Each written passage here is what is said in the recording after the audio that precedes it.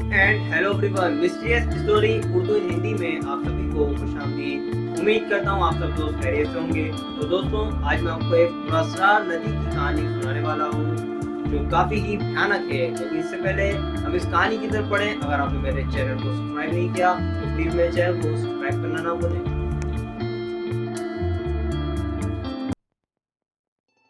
तो दोस्तों, ये वाक़या 1991 में मेरे खालू के साथ पेश आया। हुआ यूँ, मेरे खालू अपने कुछ दोस्तों के साथ जंगल में शिकार के लिए गए हुए थे। उन्हें वहाँ जंगल में गए हुए काफ़ी टाइम हो गया और रात हो गई। रात के टाइम मेरे खालू और उनके दोस्त ने आपस में मशवरा किया कि हम क्यों ना अलग अलग होकर शिकार ढूंढते हैं, शायद किसी के हाथ शिकार लग जाए।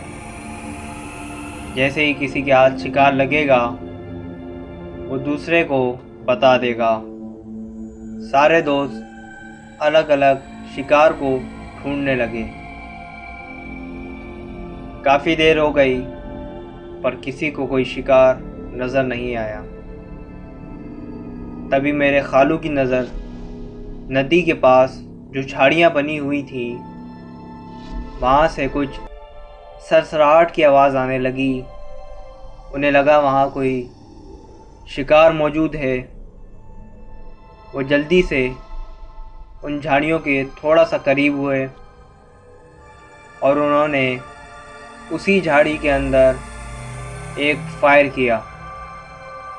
फायर करते ही मेरे खालू ज़ोर से उस नदी में जा गिरे और उसके बाद वो गायब हो गए।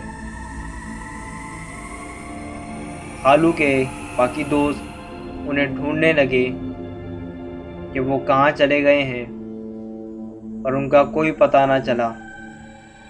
इसी तरह ढूंढते ढूंढते सुबह हो गई और सुबह के साथ सब जगह ढूंढ लिया पर वो कहीं नहीं मिले। इसी तरह उन्हें ढूंढते ढूंढते वहाँ जंगल में 3 दिन गुजर गए पर उनका कुछ पता ना था। मायूस होकर सारे दोस्त घर लौटे और घर वालों को सारा वाक़या सुनाया और साथ ही में पुलिस कंप्लेन भी की कि जंगल को चेक करें कि खालू अचानक से कहाँ लापता हो गए। पुलिस ने भी काफ़ी ढूंढा लेकिन खालू का कुछ पता ना था कि वो अचानक कहाँ चले गए।